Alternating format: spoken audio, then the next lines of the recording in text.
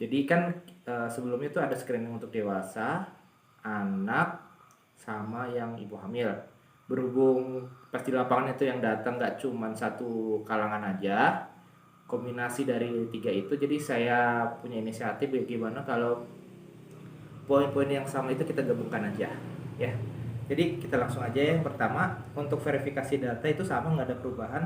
Cuman satu yang saya hilangkan jenis vaksin karena berdasarkan pengalaman untuk jenis vaksin di bagian terakhir ada. Oke. Kemudian untuk suhu dan tekanan darah ini saya naikkan sejajar sama verifikasi data. Terus saya tambahkan juga keterangan jika suhu lebih dari 37,5 dan jika tekanan darah lebih dari 180/100, ya. Kemudian kita lanjut, berikutnya adalah screening untuk usia lebih dari 6 tahun dan untuk hamil. Nah, 6 tahun di sini bisa berarti mencakup anak dari 6 tahun sampai dewasa, ya. Kalau untuk sampai lansia juga, tapi kalau untuk lansia itu ada poin tambahan, ada di lembar yang berikutnya. Untuk hari pertama masih sama, terus saya tambahkan juga kolom hari pertama dan hari kedua. Ada kolom Y, huruf dengan Y dengan T. Ya, Y ini artinya ya dan T ini kepanjangan dari tidak. Terus untuk yang pertanyaan pertama ini, kolom hari keduanya saya hitamkan. Jadi nanti teman-teman cukup mengisi di kolom hari pertamanya saja, bisa di checklist, ya. Checklist aja. Kemudian di sebelahnya ada kolom tindak lanjut. Kolom tindak lanjut di sini ada keterangan apa yang harus dilakukan jika didapatkan hasil iya. Contoh, apakah Anda memiliki riwayat alergi berat seperti sesak nafas, bengkak, kemerahan seluruh tubuh, atau reaksi berat akibat vaksin? Nah, jika nanti jawabannya iya, maka keterangan berikutnya jika iya, vaksinasi dilakukan di rumah sakit, ya, seperti itu. Sama untuk hari kedua, ini lebih spesifik lagi, saya habis mendapat vaksin COVID. Jadi untuk hari pertamanya saya hitamkan, jadi teman-teman bisa langsung isi di hari keduanya. Nah, untuk pertanyaan kedua, apakah Anda sedang hamil? Nah, kalau ini spesifik untuk perempuan yang berada di usia produktif melahirkan maksudnya, ya. Jika nanti laki-laki ataupun jawabannya tidak, langsung aja di skip. Karena di pertanyaan berikutnya, jika sedang hamil bla bla bla bla, apakah mengalami bla bla bla bla. Kalau jawaban pertamanya tidak, maka jawaban ini bisa langsung di skip, ya. Kalau pertanyaan ini bisa langsung di skip ataupun di checklist jawaban tidaknya yang di atas tadi, ya. Pertanyaan berikutnya, apakah Anda menderita penyakit autoimun? Nah, ini sama seperti sebelumnya. Kemudian pertanyaan keempat, apakah ada pengobatan untuk gangguan pembekuan darah, kelainan darah, atau gangguan imun tubuh? Nah, ini pertanyaan yang agak sering membingungkan. Jadi saya langsung bertanya ke peserta vaksinnya, apakah ada riwayat mimisan berulang, diare kronis, ataupun kalau kita lihat berat badannya itu termasuk rendah. Jadi kalau memang gejala itu ada, berarti bisa dianggap ini iya, ya. Berikutnya, apakah Anda menjalani pengobatan imunosupresan? Nah, ini kita lebih spesifik pada pengobatan radioterapi, kortikosteroid yang dalam jangka lama, ataupun kemoterapi.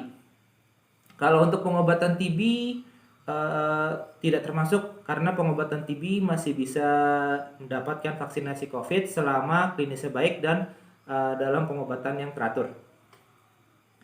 Berikutnya, apakah Anda menderita penyakit jantung berat? Nah, ini berarti ke arah CHF, ya. Terus yang terakhir, yang nomor 7 ini, apakah 1 bulan terakhir Anda mendapatkan imunisasi ataupun menderita COVID-19? Nah, ini pertanyaan saya dapatkan dari screening anak. Nah, tapi di dewasa juga bisa diterapkan. Nah, jadi kalau memang jawabannya iya, teman-teman lari lagi ke tindak lanjut di sini. Jika iya, vaksinasi COVID-19-nya kita tunda dan diberikan vaksinasi setelah 30 hari bila gejalanya ringan. Kalau gejalanya berat, itu teman-teman maka ditunda sampai 90 hari atau kurang lebih 3 bulan dari saat dinyatakan sembuh. Oke? Jadi kalau untuk usia 60 tahun ke atas, ini tambahnya sama seperti sebelumnya, nggak ada banyak perubahan. Intinya sih kalau dari kelima pertanyaan ini ada 3 jawabannya yes, maka vaksinasi tidak dapat diberikan. Oke. Nah, berikutnya ini ada hasil screening ya, hasil screening.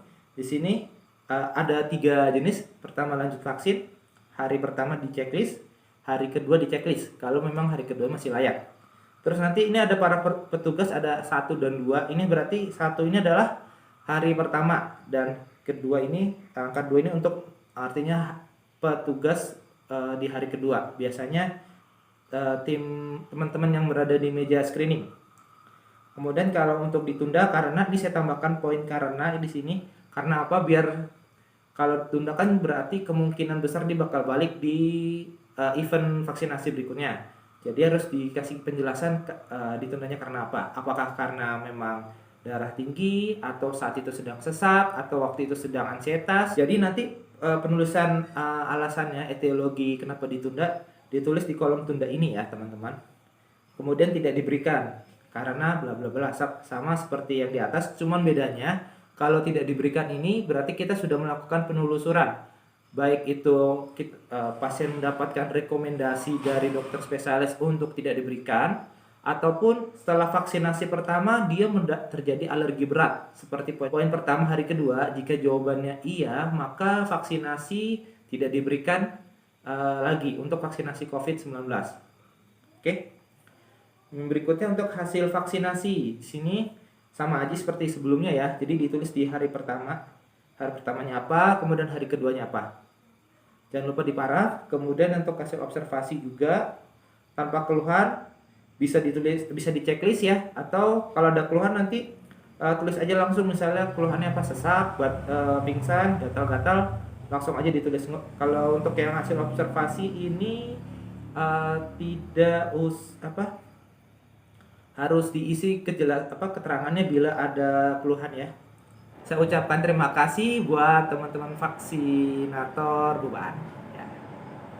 Assalamualaikum.